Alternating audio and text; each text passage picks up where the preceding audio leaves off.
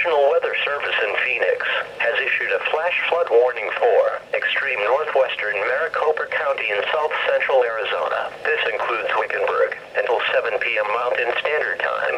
At 5:29 p.m. Mountain Standard Time, National Weather Service meteorologists detected very heavy rain that will cause flash flooding. Locations in the warning include but are not limited to Aguila, Wickenburg, U.S. Highway 60 from Wickenburg to Aguila. Excessive runoff from heavy rainfall will cause flooding of normally dry washes in creeks, roads, and low-lying spots. Unbridged crossings will be especially dangerous. Repeating, a flash flood warning has been issued until 7 p.m. Mountain Standard Time for the following county: Maricopa, Arizona.